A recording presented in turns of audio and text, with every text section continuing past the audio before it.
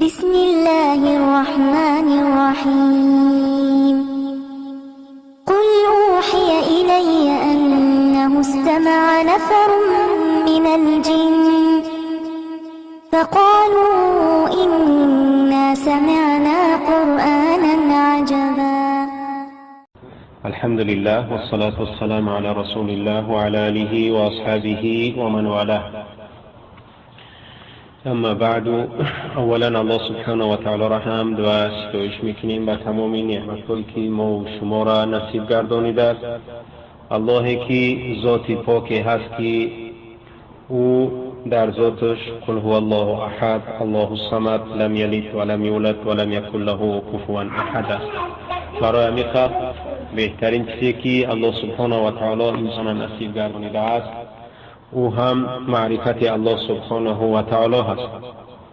اللهی که زیبا هست برای بندگانش زیبایی را دوست می دارد. اللهی که عالم و علیم هست برای بندگانش علم و معرفت و دانایی را دوست می دارد. اهل علم و اهل مجلس علم و کسانی که در راه علم هستند الله سبحانه و تعالی دوست می دارد. الله را دعا کنیم که ما و شما را از جمله بندگانش بگردانه که برای ما و شما تمام اسباب خیر مهیا و آسان شود و تمام اسباب شر و بدی ها برای ما و شما محکم و دور شود. الحمدلله که ما حاضر در باب اسما و صفات الله سبحانه و تعالی هستیم. نامهای زیبای الله و صفتهای بلند مرتبه الله سبحانه و تعالی و ایرم توحید میگن، یگانگی الله در نامها و صفاتش. همه ما شما میدونیم که فقه توحید، معرفت توحید هم برای انسان اولین فرد هست. اولین فردی که درباره در انسان فرد هست معرفت الله سبحانه و تعالی هست، دانستن یکی الله سبحانه و تعالی هست. توحید گفته چی را میگن؟ توحید یعنی که هو افراد الله بما یختص به و ما یجب له، یعنی که الله سبحانه و تعالی را یکه و یگانه دانستن به آن چیزی که خاص الله است و آن چیزی که برای الله واجب و فرض هست. یعنی که آن چیزی که خاص الله سبحانه و تعالی است همین است که اعتقاد کند هر یک مسلمان این که اللهش یکه و یگانه هست، یگان شریکی ندارد و یگان مثل و مانند ندارد در ذاتش و در نامها و صفتش و در افعالش، به دلیل قول الله سبحانه و تعالی که قل هو الله احد الله الصمد لم یلد ولم یولد ولم یکن له کفوا احد. و ما یجب له یعنی توحید گفتیم تعریفش همی به دست که یگانگی الله سبحانه و تعالی بما یختص به، آن چیزی که خاص الله هست.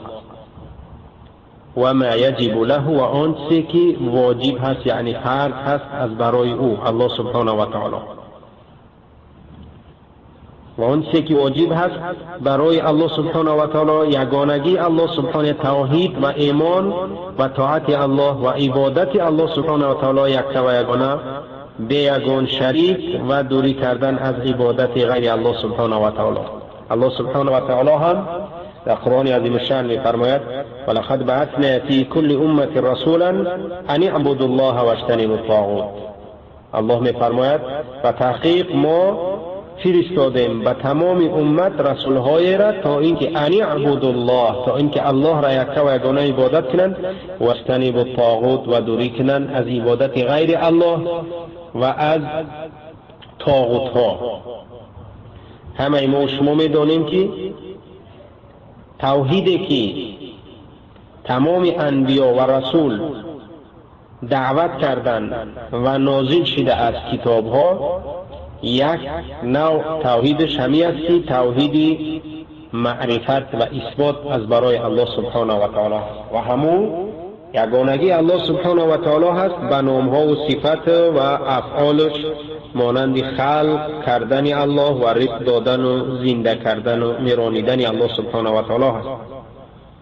پس اثبات میکنیم از برای الله سبحانه و تعالی آنچه که اثبات کرده است الله سبحانه و تعالی برای نفس خودش، و اثبات میکنیم از برای الله سبحانه و تعالی آنچه که رسول اکرم صلی الله علیه و سلم اثبات کرده است از نامها و صفات و از افعالی که آنچه که لیاقت الله سبحانه و تعالی را دارد، و اثبات میکنیم برای الله نامها و صفاتها را به چون و چرا، به مثل، به مانند، به تشبیه و به کار کردن معنای همونها.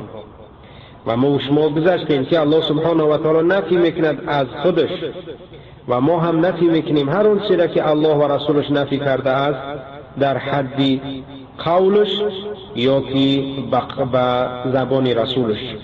و هم قول الله سبحانه و تعالی هست که میگه که لیس کمثله شیء، الله ما ذاتی هست که مانند کسی نیست و مانند چیزی نیست، ولکن چی هست؟ و هو السمیع البصیر، الله شنوا و بینا هست. الله ما میشنود، الله ما میشنود و میبیند. شنواییش مانند یگان شنوایی دیگر نیست و بیناییش مانند بینایی یگان کسی دیگر نیست، چون که او الله سبحانه و تعالی قوی و قدرتمند هست و یگانه هست که دلیلش هم قول الله سبحانه و تعالی هست که قل هو الله احد.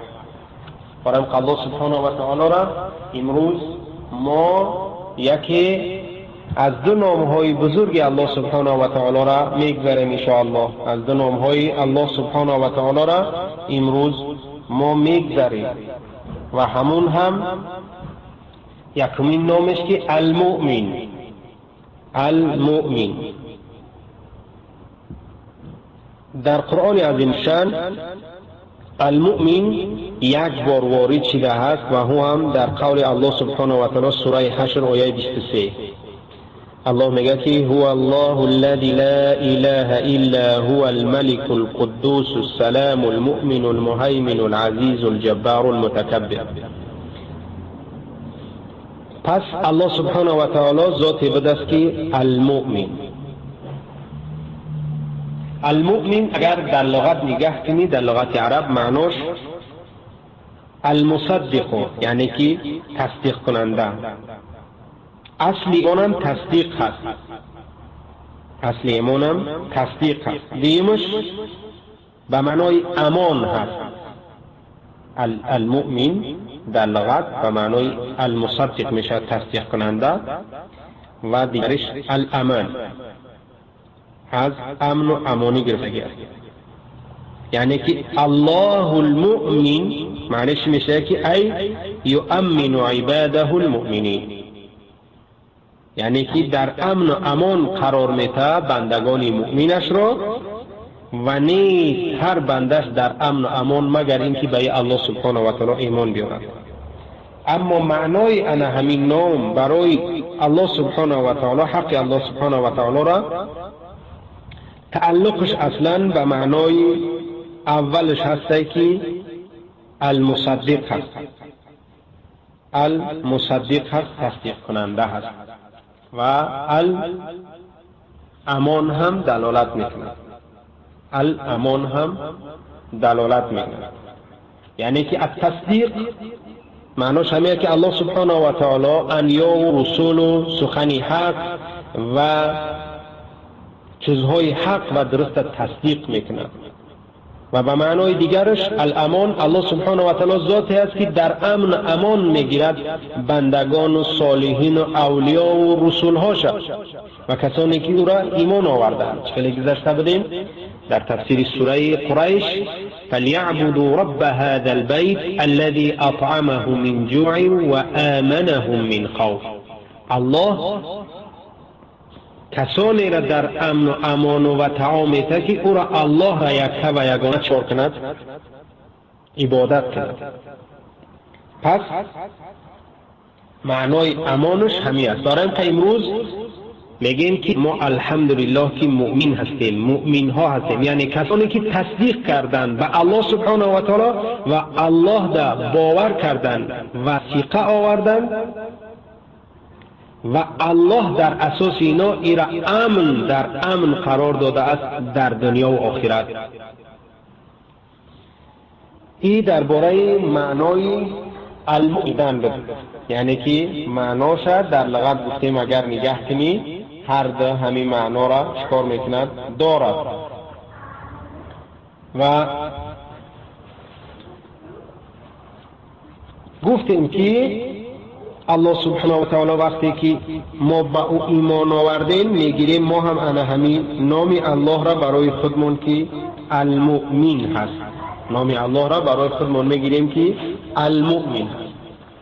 اما ترجمه درست و دقیقش اگر نگاه کنیم المؤمن با شهادتش پیامبران و پیروانشان را و همه این پیغمبرها و پیروان پیغمبرها را الله سبحانه و تعالی در امن و امانی که در دنیا و آخرت است از جانب الله سبحانه و تعالی هست که نگاه میکند به انا همین نامش و به اثر انا همین نامش، یعنی که المؤمن و او مؤمنان را امان داده است از آن که آنها را روز قیامت ظلم نکنند و ظلم و عذاب نشوند، یا که آنها را چکار میکند از حول و از غضب و از عذابش در روز قیامت الله سبحانه و تعالی امن و امان نگهش می‌دارد.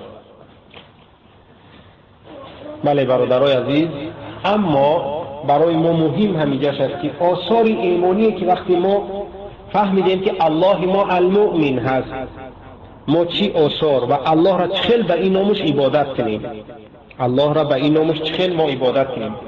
اولین آثار ایمانی که ما الله سبحانه و تعالی را عبادت میکنیم به این نامش و اون این است که محبت الله سبحانه و تعالی، چون که الله سبحانه و تعالی در امن و امان نگه می‌داره ما و شما را. باید هر ذاتی که و هر کسی که این صفت و این نام داشته باشه که دیگرها را از ترس و از خوف در امن و امان خودش قرار بده، اگر او را باید انسان دوست بداره، انسانی با عقل، انسانی با انصاف، و انسان به ایمانی آوردگیش به ای الله اطمینانی عبادت میکنه و قرار میگیره، دیگه نمیترسد کسی از ظلم الله سبحانه و تعالی، چون که الله چیست؟ ظالم نیست، الله المؤمن هست. هر کسی به او باور کرد و تصدیق کرد الله را در امن و امان خودش میگیره و هر کسی به او هم رجوع کرد و روی آورد الله را چکار میکند؟ در امن و امان خودش میگیرد و در حفظ خودش قرار میده. این یکمین فایده است. دومین اثر و دومین فایده که ما از ایمان و در آثار این نام الله سبحانه و تعالی در این نام زیباش، در این نام کریمش المؤمن میگیریم همین است که زیادتی ایمان و تصدیق در قلب ما و شما هست. و به چی خاطر؟ به دیدن آثار انا همین نام الله سبحانه و تعالی که چکار میکند؟ المؤمن هست و به معنای تصدیق کننده و در امن و امان گیرنده است که الله سبحانه و تعالی تصدیق کرده است برای حق بدن خودش و انبیاش و حجت و دلیلهاش. سومین اثر و فایده که در این نام زیبای الله سبحانه و تعالی ما و شما میگیریم همین است که رجوع کردن و نگاه کردن و باور کردن به احکام شریعت و در حیاتمون، در زندگیمون، در خاندانمون، در صحبتمون، در رفتارمون، در عقیدمون این شریعت قطعی و شریعتی الله سبحانه و تعالی قطعی عمل کردن است، چون که عمل کردن به شریعتی الله سبحانه و تعالی انسان در امن و امان نگه می‌دارد. و چهارمین فایده ای که ما و شما در همینجا میگیریم همین است که هر مصیبت و هر بلا و هر چیز بالای ما و شما آمد بدانیم که البته مؤمن میداند که هر چیزی که از جانب انسان برای انسان میآید از جانب الله است که رحیم هست و حکیم هست، که ذاتی است که در امن امان نگه می‌دارد بندگانش را از ظلم. یعنی که الله ما مؤمن هست، یعنی که در امن و امان میگیرد بنده‌هاش، هیچ وقت در هر مصیبت و هر چیزی در جانمون، در دوستمون، در نفسمون، در زنمون، در فرزندمون، در خاندانمون آمد، اگر بدونیم که از جانب ذاتی هست که او هیچ وقت ظلم نمیکند، یک حکمت دارد که یکی از نامهاش المؤمن هست، یعنی که در امان نگه می‌داره ما و شما. یعنی که وقتی که بندش ابتلا و امتحان کرد بدونه که عذاب الله نیست بلکه رحمت الله هست، میخواد که بندش پاک کند.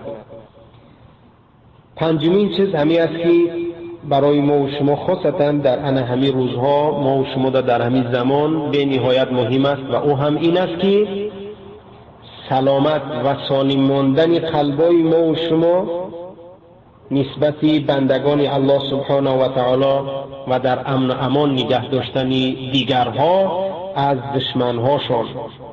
برای مثال هر کسی که الله را عبادت میکند و همین نام و حق عبادت شب جا میارد بداند که یکی از نامهای الله المؤمن هست. الله دوست می‌دارد که بندگانش مؤمن باشند، یعنی تصدیق کننده حق و تصدیق کننده سخن حق و رفتار حق و در امن و امان نگه بدارند بندگان الله سبحانه و تعالی را. برای قام پیامبر صلی الله علیه و سلم در حدیث صحیح ترمذی روایت می‌کند، حدیث صحیح ده پیامبر صلی الله علیه و سلم میگه که والله لا یؤمن والله لا یؤمن والله لا یؤمن. قیل من یا رسول الله؟ قال الذي لا یأمن جاعه بوائقه. پیامبر صلی الله علیه و سلم میگه که قسم به الله که ایمان نیاورده است، ایمان نیاورده است، ایمان نیاورده است. 3 بار قسم میخورد. پرسیدن یا رسول الله کی؟ گفتی الذی لا یأمن جاره بوائقه، کسی که در امن امان نیست همسایش از عذاب و از بدیش. و در حدیث دیگه پیامبر صلی الله علیه و سلم میگه المؤمن من امنه الناس على دمائهم و اموالهم. مؤمن کسی هست، میگه که مؤمن کسی هست که در امان بماند مردم و امانت گذاری کند مردم او را و در امان بماند مردم بر خونها و مالهاشان. و پیامبر صلی الله علیه و سلم در حدیث دیگه میگه المسلم من سلم الناس من لسانه و یده. مسلمان کسی است که در سالم بماند مردم از زبان و دست اون. اینم آثار ایمان به همین نام زیبای الله المؤمن هست.